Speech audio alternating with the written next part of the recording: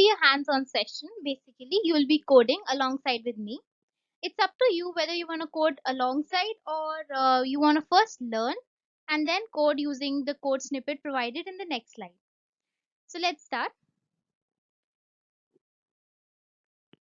The first thing is you write your comments, that is a program to find the size of the integer, float, double and character data type before using the type modifiers. In the main function, you'll be writing the code of the body. Type is a function that returns the size of data type. Refer to the syntax, you write size of, and in parentheses you write the data type.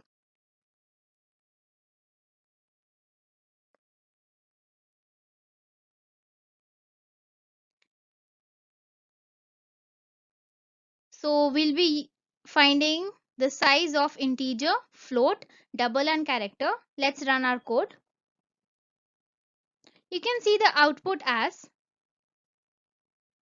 size of integer 4, float 4, double 8 and size of character 1. Tutorial is again a hands-on session. So let's start.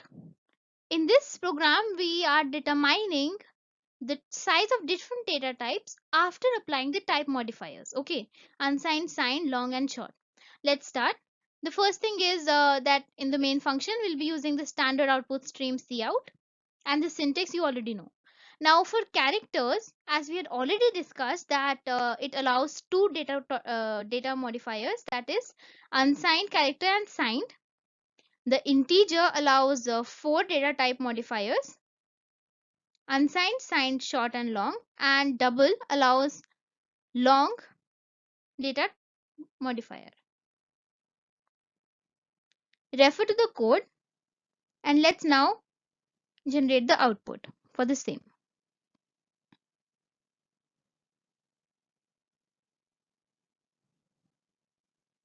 You can see that irrespective of whatever type modifier we go for, character always has one bit, one occupies one byte, the integer depending upon the type modifier, and the long double again depends on the type modifier. I hope the tutorial is clear to you. If you have any doubts, refer to the next slide.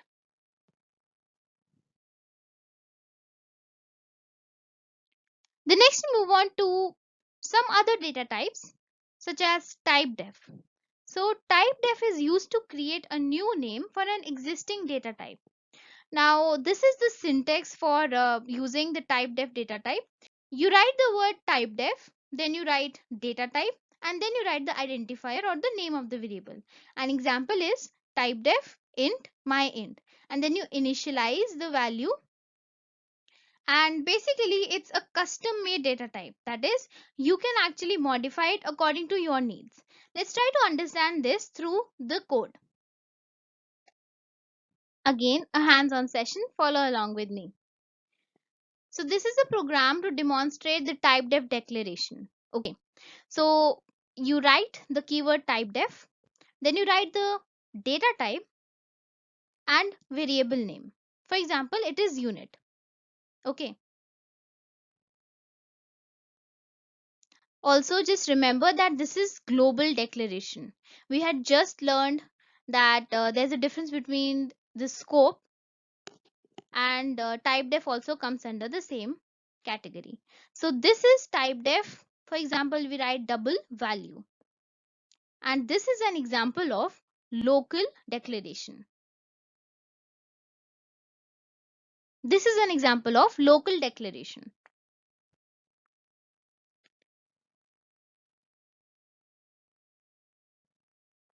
Let's try to initialize values and try to generate the output for the same.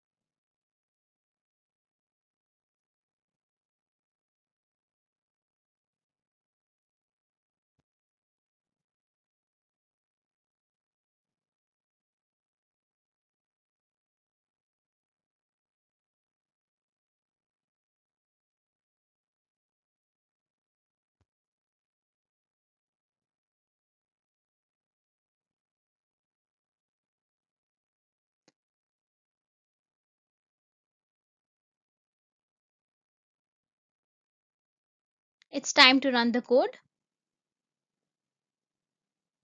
And you can see that the type def declaration, that is, the value of unit is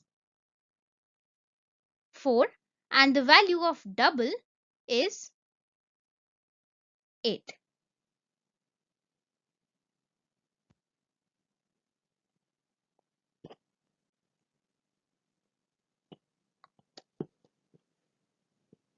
Realize that in the first place, why do we actually have the data type as type def?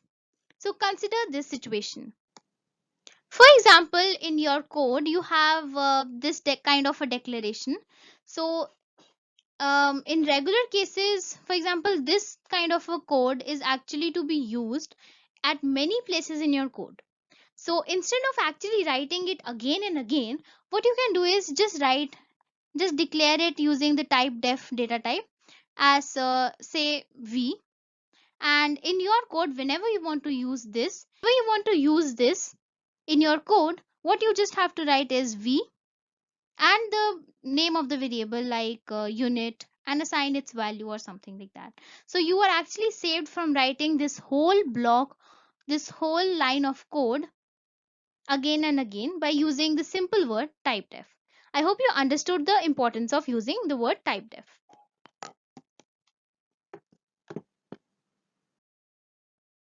Now let's move on to the next data type, enumerated.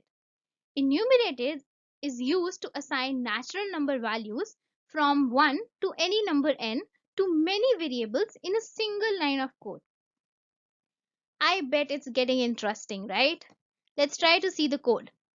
This is the syntax. You write enum, that is the keyword, and the identifier, and in curly braces, you write the values you want to assign it to. So basically, x is assigned the value 1, y is assigned the value 2, and z is assigned the value 3, that too in single line of code. Let's try to understand it using the code. Now, this is a program to demonstrate the use of enum declaration. So what you have to do, again we'll be using the global declaration. You write the keyword enum and then the variable name, for example week, and in this curly braces you write the values that you want to assign that. Now let's move on to the body of the code. In this we have the data type that we just created week, and then we vari- we use the variable name today, and we initialize today as Thursday. Okay, let's try to print out the day that the value assigned to the word Thursday.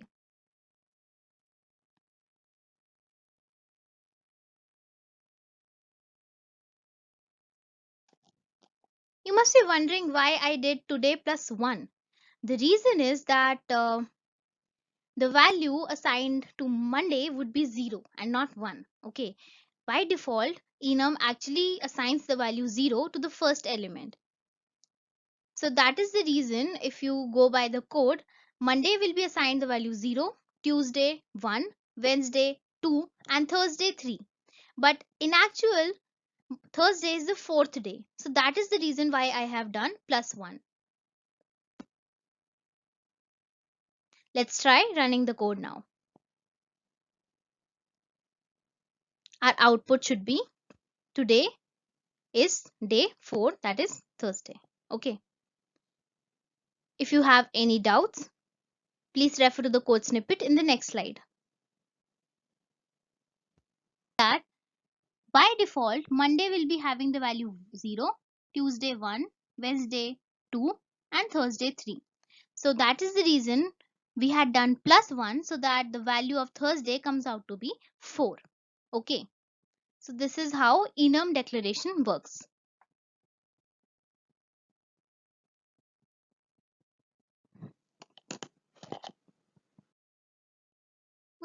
I must say you did enjoy it a lot, didn't you?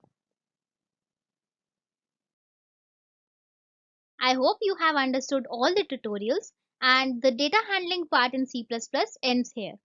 Hope you enjoyed this section. Stay tuned. Meet you in the next lecture.